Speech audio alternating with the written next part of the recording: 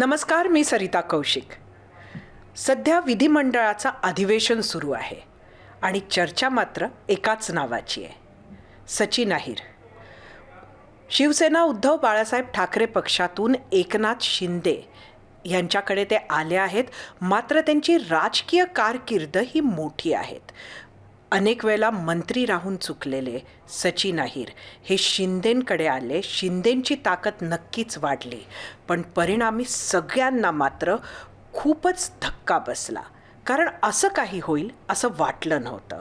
आणि त्यामुळे आजची कॉफी विथ कौशिक आपण करणार आहोत सचिन अहिर यांच्याबरोबर. सचिनजी, स्वागत आहे आपण. एक सिप घेतो आणि दमतो. धन्यवाद. खरं तर गेल्या काही काळात आम्ही बघतोय आदित्य ठाकरेंच्या जवळचा, सगळ्यात जवळचा नेता आम्ही तुम्हाला समजत होतो. अशा सचिन अहिरांना का वाटलं एकनाथ शिंदेंकडे जावं? हे एक मुळामध्ये तुम्ही एक थोडीशी पार्श्वभूमी लक्षात घ्यायला पाहिजे की 2019 साली ज्यावेळी ही निवडणूक लढायची तयारी मी 2014 नंतर पराभूत झाल्यानंतर पण केली होती. माझ्यासमोर पर्याय होता की ठाकरे कुटुंबातला एक व्यक्ती जो राजकारणामध्ये येऊ इच्छितो त्याला विरोध करायचा का त्याला साथ द्यायची. आणि जर माझ्यासारख्या कार्यकर्त्यांनी, किंवा मी ज्येष्ठ हा शब्द वापरणार नाही, पण 3 टर्म आमदारकी आणि प्रशासनाचा एवढा अनुभव असताना तर आपण त्यांना साथ दिली पाहिजे या भावनेतूनच आहेत. म्हणजे अनेक वेळा माझ्याबद्दल टीकाही झाली की तुम्ही पवारसाहेबांबरोबर काम केलेलं, हे केलं, तर तुम्ही काल आलेल्या पोरग्याच्या मागे काय फिरता. मला असं नाही, तो कुटुंबातला एक व्यक्ती आहे, त्याच्या मागे उभं राहणं हे आपलं कर्तव्य आहे. आणि आपण जर निर्णय घेतला तर ते कालांतरानंतर आपण करण्याची भूमिका आपण घेतली. आणि असं नाही की माझ्याकडे पर्याय त्यावेळी नव्हते. मी लढलो असतो, पडलो असतो. त्यानंतर इतरही पर्याय झाले असते. 2000 त्याच्यानंतर 24ला तोही पर्याय आला की तुम्ही त्यांच्याविरुद्ध उभे राहा, कारण 22लाच एवढ्या मोठ्या प्रमाणावरती फाटाफूट झाली. महानगरपालिकेमध्ये पर्याय कोणी दिला होता 2024ला? पण इनडायरेक्टली निरोप होता, कारण वातावरण होतं, कारण आदित्यजींच्या विरुद्ध लढणार कोण हा एक विषय होता. मग NCP सारखेला, म्हणजे शिंदेचा डोळा तुमच्यावर खूप काळापासून होता. त्यांचा डोळा म्हणण्यापेक्षा ॲज अन ऑपोजिशन म्हणून घेऊन ज्यावेळी त्यांना समजा जर वीक करायचं असेल तर पर्याय काय, तर पर्याय मीच आहेत किंवा दुसरे जे आमदार आहेत हे दोघंच आहेत, कारण दोघांनी ते प्रतिनिधित्व करण्याचं काम केलेलं आहे. पण असं नसताना पण त्यांच्या मागे उभं राहण्याचं काम केलं. आजही महानगरपालिकेमध्ये ज्यावेळी हाही इनडायरेक्टली आलं की महानगरपालिकेची सत्ता आमच्याकडे येऊ शकते, पण वरळी आणि या परिसरामध्ये केलं तरी आम्ही पूर्ण ताकदीने त्यांच्यासमोर राहण्याचं काम केलं. पण मला असं वाटलं, आणि ज्यावेळी हा प्रस्ताव आल्यानंतर, की कुठेतरी मी स्टॅगर्ड होता कामा नाही. 2014पासून तर ही जी एवढी व्हॅक्यूम जी झालेली आहे, आणि जर माझ्यासारख्या कार्यकर्त्याला एकनाथ शिंदे साहेबांनी एवढं माग करून किंवा हे करून घेऊन एवढा मोठा बहुमान दिलेला आहे, तो बहुमान स्वीकार करायचा की नाही, म्हणजे इट्स डू ऑर डाय. मग मी भूमिका घेतली की माझ्या मागे जो अवलंबून असलेला जो वर्ग आहे, हे एका दिवसात झाला अशातला भाग नाही. याला स्पार्किंग म्हणतो आपण. गिरणी कामगारांचा मोठा मोर्चा होता, त्यावेळी त्यांना सामोरे ते आलेत. त्यानंतर बेस्ट संप झाला, त्यावेळी देखील झाला. आणि आउट ऑफ वे जाऊन त्यांनी 1-2 विषयावरती आम्हाला न्याय देण्याचं काम केलं. मग माझी एक आकर्षण म्हणा, म्हणजे निर्णय घेण्याच्या प्रक्रियेमध्ये शेवटी तर सभागृहामध्ये आम्ही शेवटपर्यंत भांडत होतो. आणि ज्यावेळी अशातला विषय आला त्यावेळी मात्र मग मी निर्णय घेतला की आपण इकडेच थांबायचं का आपल्याला अजून राजकारणात जर एक झेप घ्यायची असेल, आणि विशेषतः आपल्या मागे उभं राहणारा जो राज्यभरचा जो कार्यकर्ता आहे तो संकुचित होत होता, तो खचत होता, तो लांब जात होता. त्यांनाही टिकवणं काळाची गरज होते. कारण मी सामाजिक न्याय विभागाचा राहिलेला आहे. मोठ्या प्रमाणावरती मागासवर्गीय समाजामध्ये एक प्राबल्य माझा राहिला, कारण अनेक निर्णय मी रमाई घोरकुल योजना असेल किंवा हे घेण्याचं काम केलं. गृहनिर्माण क्षेत्रामध्ये मी मोठं काम केलं. रेरा कायदा आणणाऱ्यापैकी मी होतो. उद्योगामध्ये पण देखील ग्रीन इंडस्ट्रीची संकल्पना होती. पर्यावरणमध्ये ग्रीन गणेशा हे संजय देवतळेजी आणि सुरेश शेट्टीजी ते खात्याचे मंत्री होते तेव्हाकडे. तर 2 मुख्यमंत्र्यांच्या हाताखाली मी काम केलं, नारायण राणे आणि पृथ्वीराज चव्हाण आणि अशोक चव्हाण साहेब. तर एवढा जो अनुभव असा होता तो कुठेतरी, जसं आपण म्हणतो, वेस्ट जातोय का, कुठेतरी व्यर्थ जातोय का. आणि मग जर भविष्यकाळामध्ये मला जर पुढे यायचं असेल तर मला असं वाटलं की ही एक संधी जी आलेली आहे त्या संधीचं सोनं केलं पाहिजे. आणि त्यांनी जो विश्वास ठेवला त्यामुळे पूर्ण ताकदीने आता पुढे त्यांच्या नेतृत्वाखाली काम करणार आम्ही. मला वाटतं खरं तर पक्ष बदलणाऱ्या नेत्यांमध्ये इतकं ऑनेस्ट उत्तर तुम्ही पहिल्यांदा देणारे अजिबात बोलणार नाही की मला ते भेटत नव्हते, मला निधी मिळते. मी कधी आयुष्यात रडणारा कार्यकर्ता नाही. तुम्हाला ऍक्सेसचा प्रॉब्लेम नव्हता? अजिबात नाही, कारण मी बरोबरच होतो ना त्यांच्याबरोबर. म्हणजे मी तर उलटा इनफॅक्ट क्रिटिक होतो त्यांचा. म्हणजे जे लोक कोण बोलत नव्हते ते मी त्यांना स्पष्ट बोलायचं. म्हणजे अगदीच बघायचं झालं तर हे निर्णय घ्यायच्या एक 8-10 दिवस अगोदर आम्ही एकत्र पुण्याला प्रवास केला आणि मी इन्सिस्ट केलं की साहेब आपण फिरलं पाहिजे, जायला पाहिजे, आणि त्यांनी ते केलं. अर्थात तो दौरा मोठा होता, तो छोटा झाला नंतर. पण सांगण्याचा हेतू असा की ॲक्सेस नव्हता अशातला भाग नाही.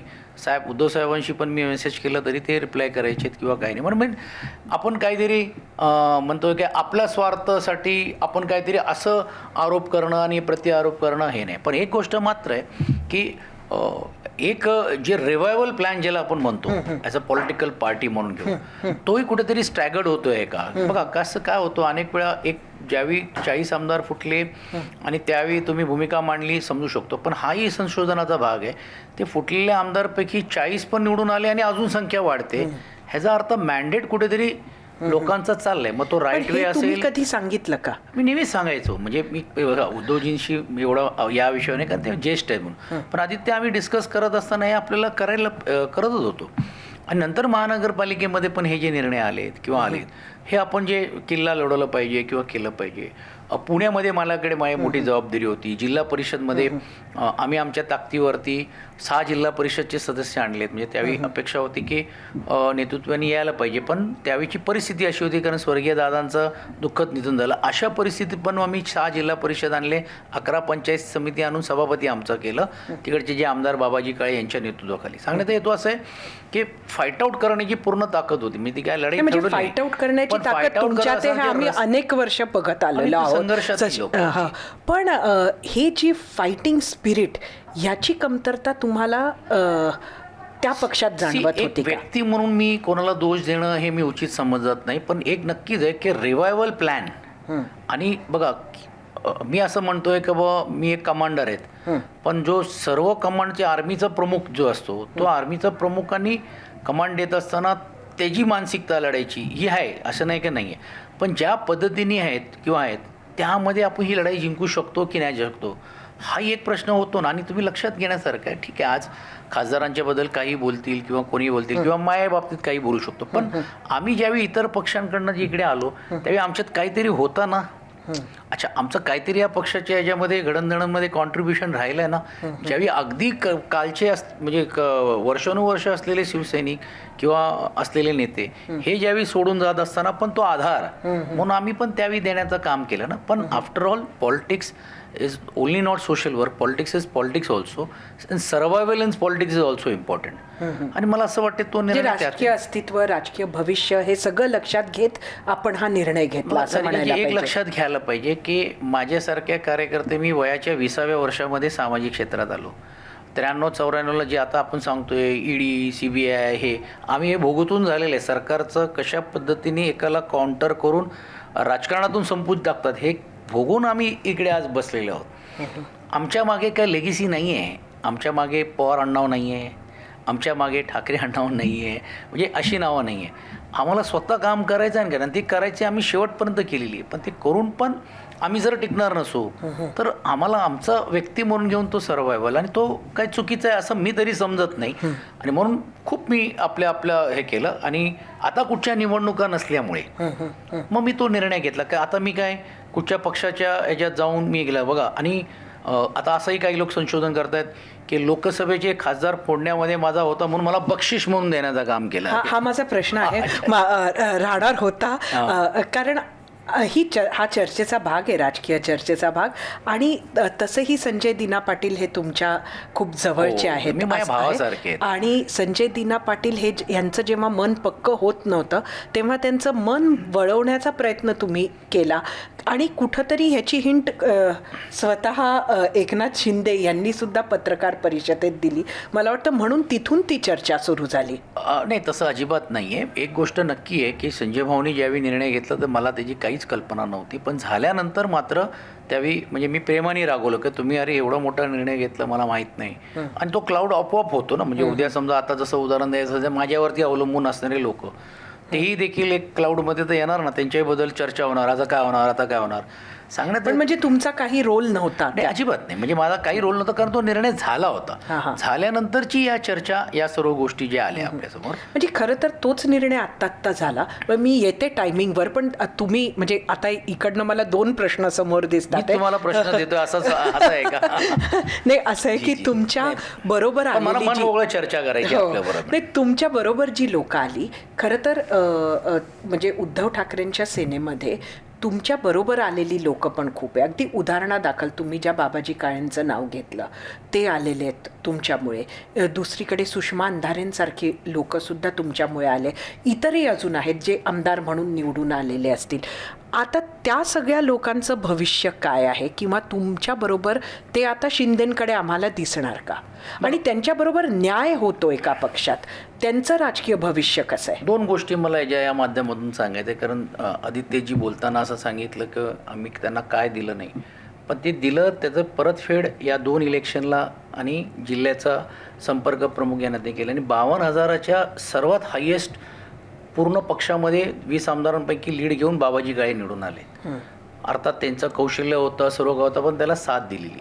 आता त्यांनी काय निर्णय घ्यायचा तो त्यांचा अधिकार आहे, पण त्यांना ऑब्व्हियसली असं वाटते की जो आधार होता तो आधार काय गेलेला आहे ते आता पक्षाने पुढे आणलं पाहिजे. माझे कार्यकर्ते ज्यावेळी आले त्यावेळी त्यांना पक्षात सत्ता असताना पण मी काहीच देऊ शकलो नाही. लोकांमध्ये ही भावना आहे तुमचं भलं होते, आमचं कधी होईल. म्हणजे भलं इन सेन्स त्यांची कामाच्या माध्यमातून किंवा याच्या माध्यमातून, पण त्यालाही दोष मी यासाठी मग ते, कारण कोविड होता, हे होता, महामंडळात झाली नाही किंवा काही झाली नाही. आताही आदित्यजी बोलताना असं सांगितलं की माझ्या बंधूला BSTची मेंबर दिली. तो BSTचा मेंबर पहिला होता ज्यावेळी राष्ट्रवादीमध्ये आम्ही होतो. त्यांनी पुढे हे करून केल्यानंतर त्याला आम्ही मेंबर करण्याचं काम केलं. आणि आता निवडणुकीसाठी त्यांनी अर्ज भरला नाही, जसं इतरांनी भरलं आणि इतरांनी ला त्यांनी दिलं. माझी मुलगीच्या बाबतीत पण चर्चा होती की तिला दिलं. आम्ही स्वतः निर्णय घेतला घरातले की आपणच जर आदित्यजींना असं अडचणीत आणू, मला भावाला तिकीट द्या, माझ्या मुलीला तिकीट द्या, तर हे अशी लढाई ज्यावेळी मुंबईची लढत आहे त्यावेळी आपण अडथळा निर्माण करू. ते केलं नाही. मग स्वतःहून त्यांनी ज्यावेळी BSTचा मेंबरचं त्यांना दिलं, तर मग स्वाभाविक आहे ते माझी नगरसेवक राहिलेले तर त्यांना तो मिळाला पाहिजे. मुलीच्या बाबतीतलं पण एक NGO, आमचे NGO तुम्हालाही माहिती आहे, संकल्प प्रतिष्ठानची हंडी असते, सामाजिक क्षेत्र कार्य असते, तो कोणा द्यायचं आहे. त्यांनी सांगितलं की आपली NGO का देत नाही, तुम्ही द्या. आणि ऐश्वर्याचं नाव द्या. मला काही हरकत नाही, तुमची इच्छा असेल तर. म्हणजे मी समजायला नाही तुम्ही देताय नाही बोलताय तर नाही. सांगण्याचा हेतू असा आहे की जे आलेल्या लोकांना आहे का ना अकोमोडेट करण्याचं काम जर नेता या नात्याने आम्ही जर केलं नाही तर ती लोकं आमच्यावरती कशी विश्वास ठेवेल. आता मी नावच घेतलं तर मी सांगतो, सुषमाताईसारख्या एका एवढ्या सामाजिक चळवळीमध्ये ज्यावेळी दुसऱ्या दिवशी ज्यावेळी मुख्यमंत्रीचं पद ज्यावेळी ते जात होते त्यावेळी फोन आला आणि तिसऱ्या दिवशी मी त्यांना घेऊन गेलो आणि त्यांनी सांगितलं साहेब मला काही नको, तुम्ही हे राहिलं पाहिजे, फक्त आम्ही अशावेळी मी तुमच्याबरोबर आहे. ती चळवळ म्हणून घेऊन तुम्ही 2022पासून आलं, 4 वर्ष झाले, आणि तुम्ही आज ज्यावेळी विधान परिषद यायची वेळ आली त्यावेळी तुम्ही त्याचा विचारच करत नाही आहे. म्हणजे आज म्हणजे त्यांना कदाचित ते बोलून दाखवत नाही, मलाही माहीत नाही, मी त्याच्याबद्दल चर्चा दुर्दैवाने करत नाही. पण या अगोदर जसं राष्ट्रवादीमध्ये इनडायरेक्टली ते होते, व्यासपीठावर होते, 100पेक्षा जास्त सभा. आता किती सभा घेतले, लोकसभेमध्ये त्यांनी प्रचार केलं, विधानसभेमध्ये केलं, नगरपालिकेमध्ये एक प्रवक्ते म्हणून घेऊन आज ते लोकांचा आवाज उचलण्याचं काम करतायत. भ्रष्टाचाराचे आरोप काय अनेक असे जे ज्याच्यात कोणीही बोलायला तयार नाही, म्हणजे अगदी सभागृहामध्ये पण चर्चा होत नाही, ते त्याच्यामध्ये करतायत. तर अशाही लोकांना ज्यावेळी क्रायटेरिया काय असा प्रश्न ज्यावेळी निर्माण होतो, तर माझ्यासारख्या कार्यकर्त्याला पण असं आता वाटत लागलेलं की जर क्रायटेरियामध्ये ही सर्व जी लोकं जर बसणार असेल आणि जी काम करणारी लोकं नसेल तर मग आपण नेमकं कुठे चाललोय हा प्रश्न होतो. तुम्ही शिंदेंकडे जाण्याचा निर्णय नक्की कुठल्या पॉईंटला घेतला? मी जसं सांगितलं की त्यांची काम करण्याची पद्धत मला आवडली. आणि दुसरा, श्रीकांत शिंदेंचा मी ज्यावेळी फॉलो करत होतो पेजवरती, अर्थात आम्ही मित्र राहिलो आहे आणि मित्र पण आम्ही आदित्य संवाद ज्यावेळी आम्ही करायचो त्यावेळीच आम्ही क्लोज फ्रेंड झालो होतो. मित्रत्वाचा संबंध ठेवला पण पॉलिटिकल चर्चा आमची कधी नव्हती. ते कार्यकर्त्यांमध्ये जात आहेत, फक्त भाषणं करून मेळावे करून करत नाही तर त्यांचं ऐकून घेते. आणि माझी तीच अपेक्षा आदित्यजींबद्दल होती किंवा हे होलं पाहिजे की आपल्याला लोकांबरोबर जायला. मी तर उलटा माझा उदाहरण घेऊन बोललो होतो की माझ्यावर पण विश्वास ठेवू नका. म्हणजे माझा तो निर्णय नव्हता पण नव्हता, तुमचा इंटरॅक्शन डायरेक्ट शहराच्या प्रमुखाबरोबर असलं पाहिजे. तुम्हाला त्याला असं वाटलं पाहिजे की या संपर्क प्रमुखाची पण मी तक्रार करू शकतो, या संपर्क प्रमुखाला पण मी नेत्याला मी भेटू शकतो, हे व्हायला पाहिजे. तो एक व्हॅक्यूम हे नक्कीच आहे. एक असं म्हटलं जातं, म्हणजे चर्चेचाच परत भाग आहे आत्ताच्या, की तुम्ही शिंदेंकडे जाताना उपसभापती पद मिळावं किंवा मंत्रीपद मिळावं असं काही मागितलं होतं. नाही बघा, मागणी माझ्याकडनं झालीच नाही म्हणून मग तो विषयच येत नाहीये. अर्थात जी लोक होती त्यांना एक तर मला सांगायचंच होतं की बाबा तुम्ही पॉलिटिकली अकोमोडेट केलं तर मी माझ्या लोकांना न्याय देऊ शकतो. कुठे काय ह्याची कुठेच चर्चा झाली नाही. आता तो टायमिंग जुळला, योगायोगाने आलं. ती काय परिषदची निवडणूक स्वतःहून आपण केली असं नाही. नीलमताईंचा टर्म संपला, नीलमताईंचा टर्म संपल्यानंतर परत तो पदासाठी हे आला तर ते अधिवेशनाच्याच वेळी आलं. ते पहिल्या आठवड्यात नाही तो दुसऱ्या आठवड्यातच आलं. तर ह्या सर्व गोष्टी झाल्यामुळे झालं, नाहीतर असं काही हे करायचं किंवा असं करायचं असं नाही. नाहीतर मग मागणीच करायची असती तर मी आज अनेक काही गोष्टी मागू शकलो असतो. पण मला असं वाटते माझ्यासारखा या प्रशासकीय आणि संसदीय कार्यामध्ये, म्हणजे मला राष्ट्रपतींचा बेस्ट पुरस्कार मिळाला होता चांगला वक्ता, उत्कृष्ट वक्ता म्हणून पण. तर हे विधिमंडळाचं कामकाज जे आहेत, तुम्हाला आश्चर्य वाटेल की 10th शेड्यूलची पहिली महाराष्ट्रामध्ये खूप वर्षानंतर जी पिटिशन फाईल केली ती पिटिशन मी फाईल केलेली आहे. मी प्रतुत होतो त्यावेळी, अरुण गुजराती स्पीकर होते आणि ते पापात्र पण केलेले 10th शेड्यूलमध्ये. म्हणजे तो माझा असलेला अनुभव, असलेला अभ्यास आणि 15-20 वर्ष.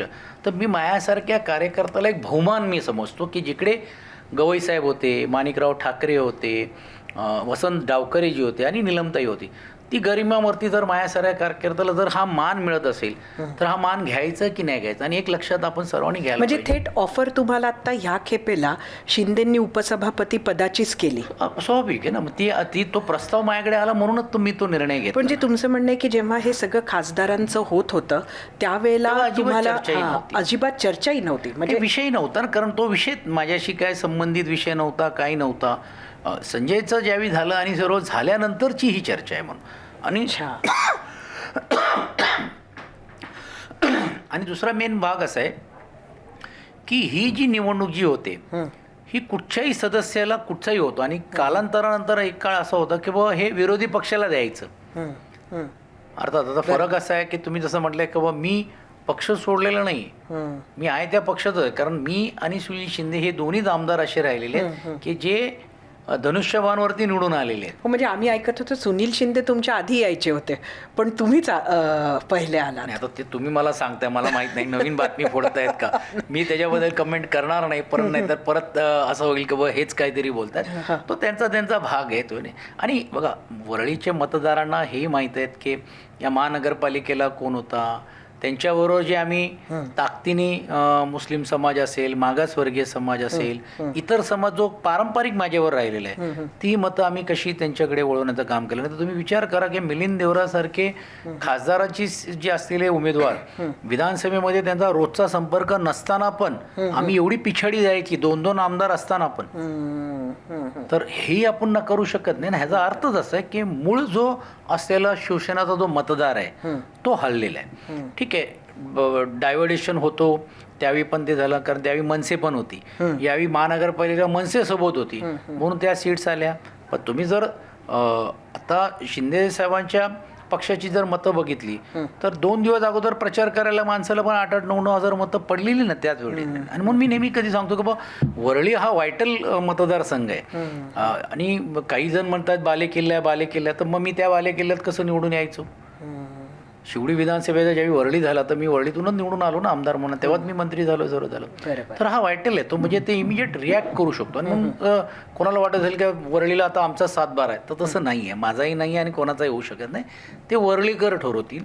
आणि वरळीकरांनी माझं काम बघितलं आहे, त्यांचं काम बघितलेलं आहे, इतर लोकप्रतिनिधींचं काम बघितलेलं आहे. मला असं वाटते की मी आता संकुचित वरळी पुरता नाही, मला आता गल्लीचं राजकारण न करता राज्याचं राजकारण करायचं आहे. अर्थात वरळी पण राज्याचा एक भाग असल्यामुळे तिकडेही देखील काम करेल, पण त्या ह्याच्यामध्ये न जाता थोडं लॉंग टर्म, म्हणजे 2029ची वरळीची निवडणूक तुम्हाला लढायची आहे की नाही लढायची आहे? नाही, मी ऑनेस्टली मी असं कुठचंही मन बनवलं नाही किंवा माझी अशी कुठचीही चर्चा झाली नाही आहे. पण मी लढो किंवा दुसरा कोणीतरी लढो, निवडून तर आणावी लागणार आहे. निवडून आणण्यासाठी जे परिश्रम घ्यायचे असेल, मग ते उमेदवार म्हणून मी असेन किंवा दुसरा असेल, नक्कीच ती आपल्याला तयारी करावी तुम्ही लागणार आहे. दोन्ही हाऊसेसमध्ये राहिला आहात. हे मी तुम्हाला कुठे राहायला आवडतं? बघा, एक तर मी खालना आल्यानंतर वरती ज्येष्ठांच्या ह्याच्यामध्ये भूमिकामध्ये आलोय, पण मी परत तुम्हाला सांगतो की मी गल्ली न करता राज्य जर करायचं असेल तर त्या रोजच्या समस्यापेक्षा जास्त फोकस राज्याचं कसं करू शकतो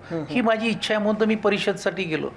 अच्छा, परिषदमध्ये जाण्यासाठी नंतर यावेळी ही चर्चा झाली माझी आदित्यजींबरोबर की आता आपल्याला परिषदच्या लोकांनाही सांगावं लागणार आहे की तुम्ही आता पुढच्या काळामध्ये काही मतदारसंघ निवडा, तिकडे कॉन्सन्ट्रेट करा, ती विकास निधी तिकडे घेऊन करा जिकडे कोणी निवडून येत नाही. भले नाही आले तरी देखील तुम्ही मताची धक्के वाढवा. उद्या भविष्य काळामध्ये तोही विचार येऊ शकतो. खरं तर एकनाथ शिंदेंकडे सुद्धा त्यांना अपेक्षित तसं BMCमध्ये यश मिळालेलं नाही. आणि म्हणजे जे यश ठाण्यात मिळालं किंवा इतर भागांमध्ये मिळालं MMRमध्ये, तसं त्यांना इथं मुंबईत मिळालं नाही. आणि त्याचं जे काय कारण असेल की ज्या पद्धतीचं नेतृत्व मुंबईतल्या एखाद्या नेत्यानं करायला हवं होतं BMCत, त्या ताकदीनं एखाद वेळेला तसं नेतृत्व इथं झालं नाही, फोकस BMC करून. आता ती जबाबदारी तुम्ही आल्यानंतर तुमच्याकडे येणार का आणि तुम्ही ती करून देणार का त्यांना?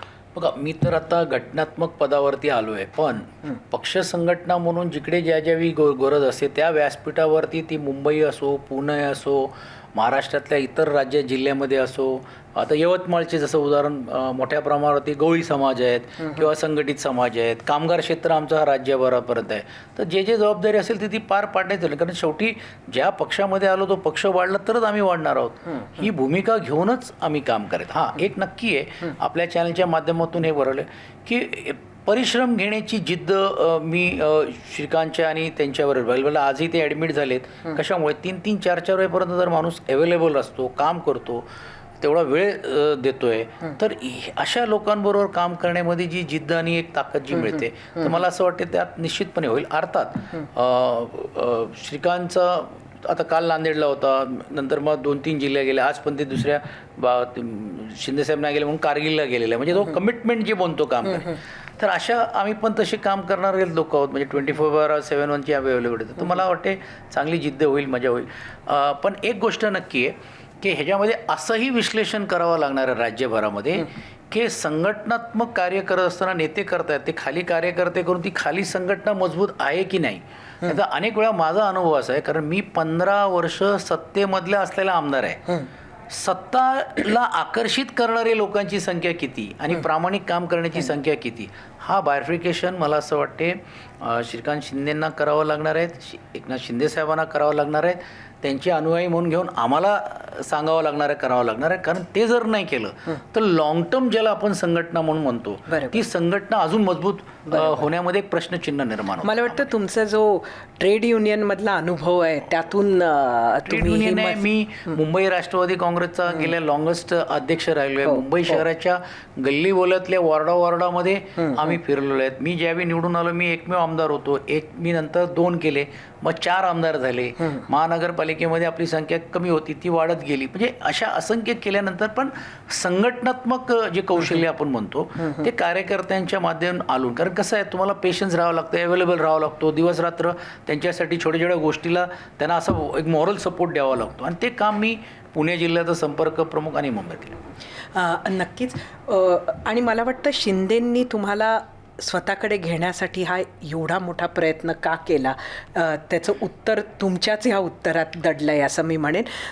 तुम्हाला जी ऑफर त्यांनी दिली उपसभापतीची आणि तुम्ही जो फॉर्म भरला त्याच्यामध्ये किती वेळ गेला?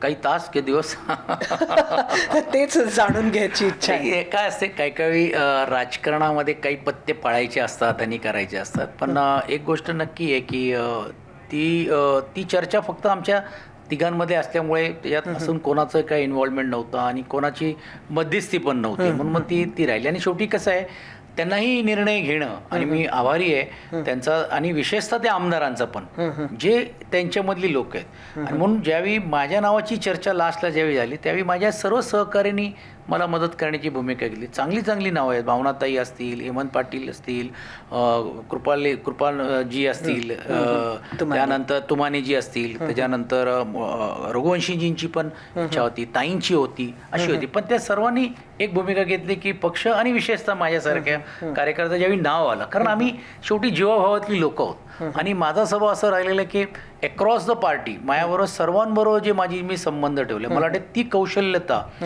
शिंदे साहेबांनी माझ्याकडे बघितली असेल आणि ती कौशल्यतूनच सभागृहाचं कामकाज चालवण्याची जबाबदारी आता माझ्यावर. तुम्ही मुख्यमंत्री देवेंद्र फडणवीसांना आधी मग भेटलात का ह्या बाजूला येण्याचा निर्णय झाल्यावर, किंवा त्यांच्याशी काही संपर्क साधलात नाही, का? कसं असते की शेवटी आमचे नेते एकनाथ शिंदे साहेब आहेत, जे असेल ते त्यांच्या माध्यमातून व्हायला पाहिजे. एक व्यक्ती म्हणून माझे एक संबंध राहिलेत, म्हणून काल मी ज्यावेळी गेटवरती आलो होतो मी झालो, साहेब शिंदेसाहेब नाही आहेत, मी कार्यालयाचं हे करतो, त्यांची प्रकृती नाही, वेळ मिळाला तर तुला नाही, मी लगेच येतो. आणि ते आले पण, आणि मी त्यावेळी चेअरला बसलो होतो, तरी मग ते माझ्या कार्यालयात आले, तर तो बहुमान आहेत. पण माझं असं वाटतं की शेवटी उपमुख्यमंत्री शिंदेसाहेब आणि त्यांचं संभाषण तो झाला होता आणि मग ऑब्व्हियसली त्यांच्याशी चर्चा करून केली. पण माझाही नावाची चर्चा झाली त्यावेळी मला खात्री होती की त्यांचा तो, असं मी विरोध हा शब्द वापरणार नाही, पण ती ॲक्सेप्टेबिलिटी इमिजिएट मिळेल. कारण काही वेळी तर त्यांनी सभागृहामध्येच अजितदादा असताना किंवा शिंदेसाहेब असताना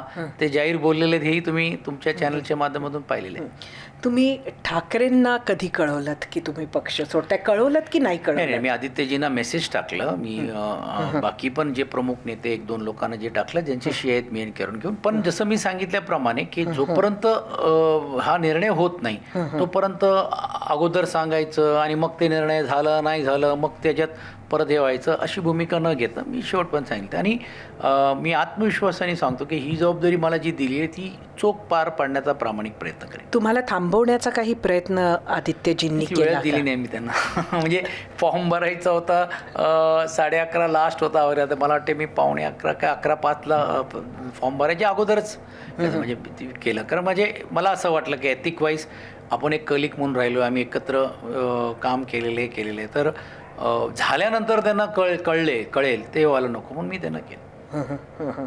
तुम्ही इतकी वर्ष सभागृहात राहिलंय, तुम्ही चर्चा बघितलंय, एक ज्याला आपण वरचं सभागृह म्हणतो, ज्येष्ठांचं सभागृह ते आहे, तिथं आता त्या लेव्हलची चर्चा होते का? त्या लेव्हलची मुद्दे येतात का? आणि ज्या स्तरावर म्हणजे आता सध्या सभागृहात किंवा समोरही राजकीय आरोप प्रत्यारोप ह्याला खूपच महत्त्व आलेलं आहे, तर कुठंतरी आता उपसभापती म्हणून तुम्हाला तुमची जबाबदारी वाढली? हो, नक्कीच वाढलेली. आणि दर्जा तो महत्त्वाचा एक विषय आहे. कारण BT देशमुखपासून मी तर गडकरी साहेबांना बघितलेलं आहे, दिवाकर रावतेजी साहेबांना बघितलेले आहेत, अनेक लोकांची नावं घेण्यासारखी आहे, दोन्ही बाजूला आपण बघितलं आहे. आणि आम्ही काम केलं आहे विलासराव देशमुखांच्या हाताखाली, गोपीनाथ मुंडेजी आम्ही बघितलं विरोधी पक्ष नात्याने, भुजबळ साहेब आजही त्या सभागृहामध्ये आहेत, अजितदादांबरोबर केलं आहे, जयंत पाटील आहेत, देवेंद्रजी आहेत, म्हणजे यांना आम्ही सभागृहामध्ये भाषण करतात, सुधीर मुनगंटीवारजी आहेत. तर स्वाभाविक आहे की माझा तो प्रभाव माझ्यावरती आहेच.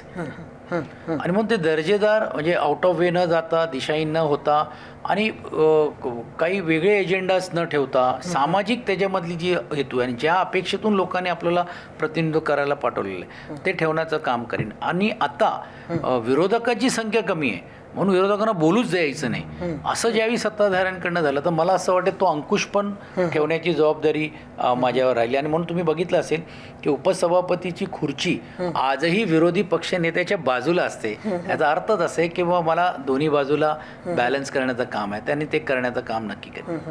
खरं तुम्ही ना 1 महिना आधी किंवा म्हणजे खरं तर आत्तापर्यंत 1 आठवड्या आधीपर्यंत तुम्ही ज्यांच्या विरोधात बोलत होते त्यांच्या बाजूनं आज तुम्हाला कुठंतरी बोलायचं आहे, सभागृहात नाही पण बाहेर पक्ष. पण अजिबात नाही, अजिबात नाही. मला असं वाटतं जिकडे योग्य असेल तिकडे योग्य बोललं जाईल आणि जिकडे नसेल तर मी सूचना देऊ शकतो, विनंती करू शकतो, मार्गदर्शन करू शकतो. जसा पावसाचा विषय आता आपण घेऊन बसतोय, तर मी स्पष्ट सांगितलं की प्रशासनांनी मॉनिटर करण्याची जिकडे जबाबदारी आहे ती केलीच पाहिजे. पण त्याच्यामुळे महापौर चुकीचे आहेत, उपमहापौर चुकीचे आहेत किंवा आयुक्त चुकीचे असं नाही. तो कॉन्ट्रॅक्टर आहे, ते करायचं काम काय BMC किंवा महापौर करत नाही, पण त्याच्याकडे करून घेणं ही जी त्या संबंधी अधिकारीची जबाबदारी ती आहे. तर म्हणून मला असं वाटतं जिकडे योग्य असेल राज्यामध्ये तर योग्य आपण बोललं पाहिजे. जिकडे अयोग्य होत असेल तर आपण त्यांचं पण देखील प्रश्न विचारला पाहिजे. जसं उदाहरण असेल बॉम्बे गोवा हायवेचा विषय निघाला परवाशी, तर मी सूचना केली की तुम्ही तातडीने बैठक घ्या, आता गणेशोत्सव येणार आहेत मग त्यात दखल तुम्हाला घ्यायला पाहिजे. काल संयुक्त कृती समितीचा मोठा मोर्चा होता, मी चेअरवर नव्हतो, मला लक्षात आलं, मी लगेच आलो आणि त्यांना सांगितलं की नाही तुम्ही त्या शिष्टमंडळ भेटा, ते सकाळी 11 वाजल्यापासून संध्याकाळी 5 वाजता झाली, कोणी दखल घेत नाही, तर तुम्ही दखल घ्यायला पाहिजे. तर अशा अनेक गोष्टी ज्या आहेत त्या अन्वयचा वापर योग्य पद्धतीने सर्वांना विश्वासात घेऊन, म्हणजे लगेच आल्यानंतर एकच बाजू बघतोय अशातलं भाग आणि एकाच चष्म्यामधून नाही, एकाच चष्म्यामधून दोघांना समान न्याय कसं देता येईल आणि दर्जेदार चर्चा. जसं तुम्हाला मी उदाहरण सांगतो, परवाच दिवशी एल निनोच्या जो असलेला याच्यामुळे जो पावसाचा पुढे गेला, 1 तास लक्षवेधी तिकडे चालवली आणि मंत्री महोदयांना पण वाढवतं किती वेळ तुम्ही चालवणार, पण आमच्या दृष्टिकोनातून ते प्रश्न आणलेच पाहिजे. कारण शेवटी तो शेतकरी आशेवर बघतो की आमच्यासाठी कोण बोलतोय की नाही, भांडतोय की नाही, आणि त्यांच्या मनामध्ये काही शंका आहे. जे लोकप्रतिनिधी बोलल्यानंतर सरकारच्या मोठी भूमिका काय ही लोकांपर्यंत हा माध्यम आहे तो जातो. नक्कीच. आणि असं हो ही मला वाटतं महाराष्ट्राची आशा पण आहे आणि प्रार्थना पण आहे. आता शेवटाकडे येते आणि त्याला अगदी रॅपिड फायर जरी नाही तरी पटकन काही उत्तरं तुमच्याकडनं मिळावी ही अपेक्षा आहे. तुम्ही महाविकास आघाडीत जे पक्ष आहेत त्यात 2 नेतृत्वांच्या हाताखाली तुम्ही काम केलेलं आहे. एक म्हणजे शरद पवार आणि दुसरे म्हणजे उद्धव ठाकरे. त्या दोघांच्या नेतृत्वात तुम्हाला काय समान धागा दिसला, एखाद वाक्यात सांगा. एक तर कसं आहे, ते इमोशनली अटॅच्ड असतात. म्हणजे उद्धवजींचा पण स्वभाव जो असेल तो एकदम अटॅचमेंट त्यांचाही असतो. पवार साहेबांचा पण तसं देखील तो अटॅचमेंट, आणि एकदा त्यांनी कार्यकर्त्याला घडवायचं ठरवलं तर मग ते पुढे पाठी बघत नाही, एक गोष्ट नक्कीच आहे. पण अर्थात पवार साहेबांची तुलना ही कुठच्याच नेत्यांबरोबर होऊ शकत नाही.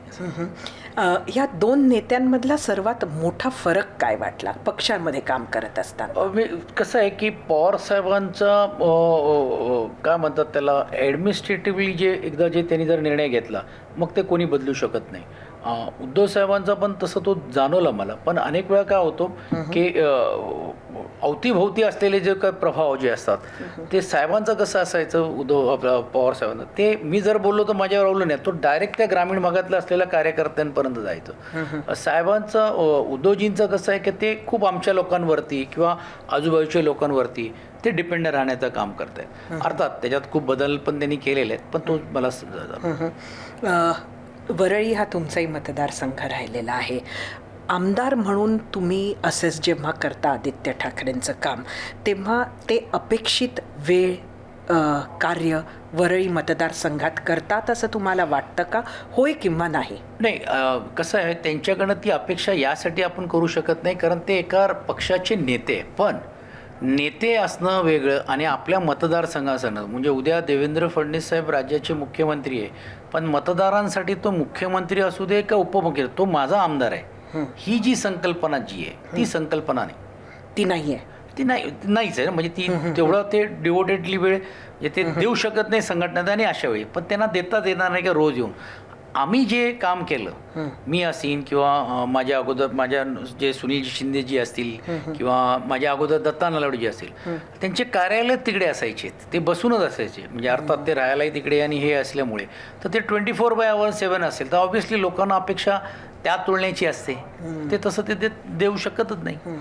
पण तुम्ही एक वरळीकर ह्या दृष्टिकोनातून जेव्हा आदित्य ठाकरेकडे बघताय आमदार म्हणून वरळीचं, तर सगळ्यात मोठं काम त्यांनी वरळी मतदारसंघासाठी कुठलं केलं असं तुम्हाला चाळचा रिडेव्हलपमेंटचा विषय जो होता तो स्वाभाविकच आहे त्यांनी केला आणि त्याला आम्ही साथ दिली, कारण शेवटी लोकांचा विरोध हे आम्ही जाऊन तिकडे नमवण्याचं काम करत होतो. त्यावेळी काय आदित्यजी लोकांमध्ये जाऊन किंवा जे सुरुवातीला ज्यावेळी विरोध होता, मी असेल सुनीलजी असतील सर्वांनीच केले, तर ते त्यांनी केलं. पण तो सरकारमध्ये असताना एक पायलट प्रोजेक्ट म्हणून घेऊन त्यांनी खूप इनिशिएटिव्ह घेतली, हे आपण कदापि नकारू शकणार नाही आहे. पण त्याच्यानंतर ज्या काही उणिवा होत्या, ज्या होत्या, अर्थात सरकार बदलल्यानंतर हे होतात, त्यामुळे पण तिकडे थोडा लोकांमध्ये थोडा मोठ्या प्रमाणात जो असंतोष झाला, त्याचाही फटका त्यांनाही पडला, आम्हालाही पडला. पण ती समजूत घालण्याचा प्रयत्न आम्ही केलेला आहे आणि आता मी आलो आहे, आता काय काळजी करायची गरज नाही. मग 2029मध्ये जर वरळीमध्ये आदित्य ठाकरे विरुद्ध सचिन अहिर असा जर सामना आपल्याला बघायला मिळाला, तर तुम्ही ती फाईट कशी बघता? म्हणजे तुम्हाला विरोधक म्हणून आदित्य ठाकरे हे टफ फाईट देतील असं वाटतं, सामान्य फाईट राहील असं बघा, वाटतं की सोपं राहील? नाही बघा, निवडणूक कुठच्याही इझी नसतात. म्हणजे मी बघितलं आहे आणि मी जसं तुम्हाला म्हणलं की मी त्या लाटेमध्ये वरळीमध्ये मी पराभूत पण झालो होतो, असं नाही का नाही आहे. तर परसेप्शन काय होतोय काय होतं, पण मी जसं सांगितलं कारण की या वरळीकरांनी माझ्यासारख्याला निवडून दिलं तर मला घरी देखील बसवलेले आहेत. त्या लाटेमध्ये तो वायबल असलेला म्हणजे वायब्रंट असलेला आहे. पण एक लक्षात घ्या की वरळीचा मतदारसंघाची भौगोलिक परिस्थिती बदलते. कारण आता हायराईजची संख्या जी एवढ्या पदेपदेने वाढलेली आहे, तो एक डिसायडिंग फॅक्टर भविष्यकाळामध्ये मोठ्या प्रमाणावरती ओढतो. आणि मला आत्मविश्वास आहे की ज्या पद्धतीने महायुती काम करते आणि माझ्या माध्यमातून करीन आणि मी बनले तो तिकडे विजय हा आमचा 100% झाल्याशिवाय राहणार नाही. तुमच्या बाबतीत असं घडलं नाही, पण ज्या ज्या काळात लोकांनी शिवसेना सोडली तेव्हा त्यांचा रोष पक्षप्रमुखांपेक्षा अजून कोणावर तरी होता असं आपण बघितलं. अनेक नेते मंडळी हे आज संजय राऊतांच्या विरोधात बोलून दाखवतात पक्ष सोडल्यानंतर. ते तुम्हाला खरं कारण वाटतं लोकांच्या सोडून जाण्याचं? तुमचं नाही, तुम्हाला ॲक्सेसही होता. ते तुम्हाला खरं कारण वाटतं की संजय राऊतांच्या ॲडवाईसवर उद्धवजी चालतात आहेत आणि तो ॲडवाईस इतरांना पटत नाही आहे, ही तिथली परिस्थिती खरी आहे की खरंच ॲक्सेस नाही हेच एक कारण आहे? बघा कसं आहे की जी लोक बोलत आहेत त्यांनी जर साहेबांचं डायरेक्ट जर त्यांच्याशी बोलले ॲक्सेस राहिला तर तो विषय येत नाही आहे. एक गोष्ट नक्की तुम्ही नाकारू शकणार नाही की पक्षाचा फेस हे आता संजय राऊत साहेब झालेले हे नाकारता येणार नाही आहे. मग चांगलं झालं तरी त्यांच्यामुळे झालं, वाईट झालं तरी ते त्यांच्यामुळे झालं. ते it's a double sided. Politics is not like this किंवा मी फक्त चांगलाच करू शकतो त्याने, ते इट्स डबल सोडेड. म्हणून तर त्या त्यांची लोकांची भूमिका आहे. महत्त्वाचं एकच आहे की इंटरॅक्शन जो डायरेक्ट लोकांशी व्हायला म्हणजे त्यांनी चालू पण केलं होतं. ज्यावेळी आपण एकनाथ शिंदेंची तुलना करतो, साहेबांची तुलना करतो आणि उद्धवजींची करतो, हे व्हिडिओ कॉलवरती अवेलेबल आहे, हे व्हॉट्सअप कॉल, म्हणजे डिफरन्सेस असं झालेलं आहे. तर मला वाटतं तो डिफरन्शिएट करताना वरचढ हे नक्कीच होतं. धन्यवाद सचिनजी, तुम्ही आलात आणि जे धोकं होतं तुमच्या, तुम्ही कसे आलात, का आलात, या सगळ्यावर तुम्ही प्रकाश टाकला. खूप खूप धन्यवाद. येस, धन्यवाद. आणि मी यासाठी आज तुम्हाला सांगितलं का तुमचा सर्वांचा आग्रह होता, कारण काही दिवसानंतर मी घटनात्मक पदावरती असल्यामुळे मला एवढं मन मोकळं बोलता येणार नाही. आणि आपणही बोलवल्याबद्दल धन्यवाद आणि तुमची कॉफीबद्दल धन्यवाद. थँक्यू. थँक्यू.